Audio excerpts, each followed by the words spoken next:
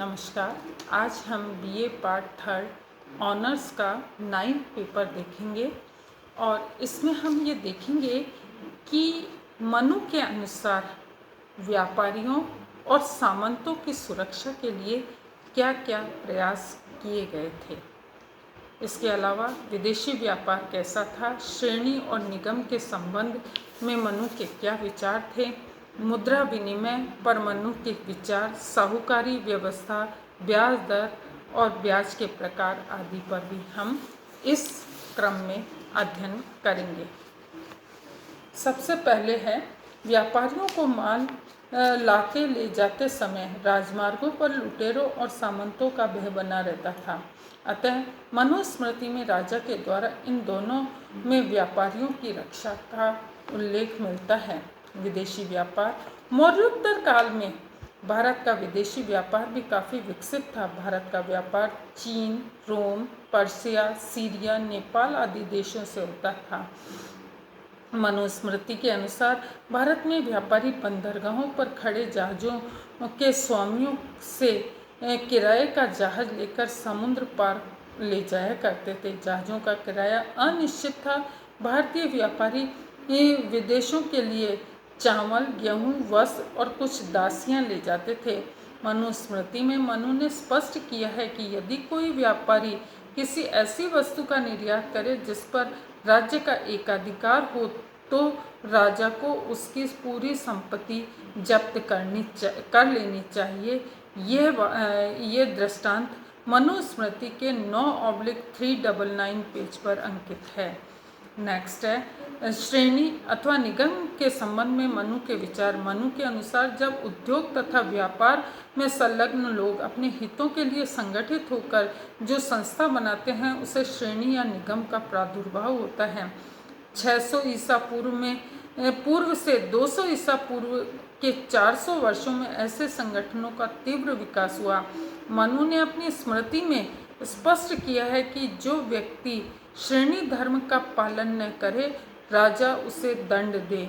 नियमों के साथ साथ किए गए प्रेस संविदों कॉन्ट्रैक्ट के उल्लंघन का विवरण भी मनु ने दिया है।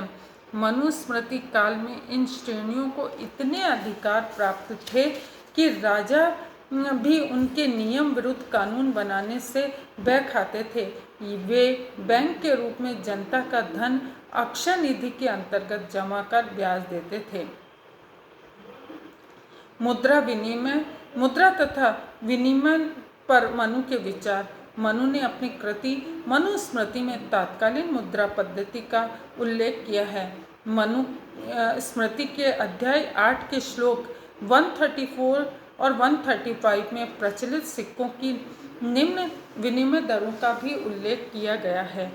5 रत्ती बराबर 1 माश, 16 माश बराबर 1 सुवर्ण, 4 सुवर्ण बराबर 1 निश और 10 निश बराबर 1 धारण।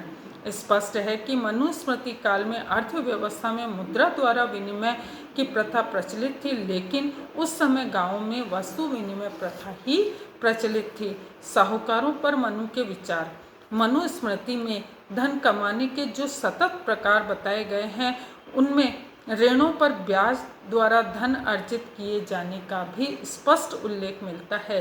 ये ऋण 2 प्रकार के बताए गए हैं। पहला रक्षित ऋण तथा दूसरा अरक्षित या प्रतिभूतित रहित ऋण, किंतु दोनों ही परिस्थितियों में ऋण का लिखित इकरारनामा होना जरूरी बताया गया है। इस बात का उल्लेख मनुस्मृति के 5/154 श्लोक में मिलता है। साहूकारी व्यवसाय करता। मनुस्मृति के अनुसार आपातकाल के दौरान सभी वर्गों के लोगों को ब्याज पर ऋण लेने देने की छूट थी, किंतु सामान्य काल में ब्राह्मणों तथा क्षत्रियों द्वारा ऋण देकर ब्याज से जीवन यापन करना निषिद्ध था। यही कारण है कि साहूकारों का व्यवसाय मुख्यतः वैश्यों और शूद्रों तक ही केंद्रित था। ब्याज दर। मनु के अनुसार रक्षित ऋण पर उचित ब्याज दर 15% वार्षिक थी, जबकि अनारक्षित और प्रतिभूति रहित ऋणों पर जाति के अनुसार अलग अलग ब्याज दरें प्रचलित थी, जिसमें ब्राह्मणों पर 24%, क्षत्रियों पर 36%, वैश्यों पर 48 और शूद्रों पर 60% वार्षिक थी। अधिकतम ब्याज दर मनु के ने सभी वर्गों के लोगों को ब्याज दर बहुत कम करने की सलाह दी, जिसके अनुसार मूलधन और ब्याज दोनों मिलाकर कभी भी दुगने से अधिक नहीं होना चाहिए, किंतु धान्य, ऊन, वाहन, वृक्षों के मूल, फल के लिए गए ऋण पर ब्याज एवं मूलधन मिलाकर 5 गुना हो सकता था। निश्चित ब्याज दर से अधिक लेना वर्जित माना गया था और अधिकतम ब्याज दर 5% प्रति माह हो सकती थी। इस प्रकार ब्याज के जो प्रकार हैं वो मनु ने 4 प्रकार बताए हैं: चक्रवर्ती ब्याज, कालावधि ब्याज, कारित ब्याज और कायिक ब्याज। इस प्रकार मनु ने इन 4 प्रकार के ब्याज वसूली की। यद्यपि मनुस्मृति काल के प्रारंभ में साहूकारों से ब्याज लेना देना कोई पाबंदी नहीं थी, किंतु कालांतर में ब्याज दरों में अत्यधिक वृद्धि के कारण मनुस्मृति काल में ब्याज दर पर ऋण देना निश्चित कर दिया गया था। इति नमस्कार।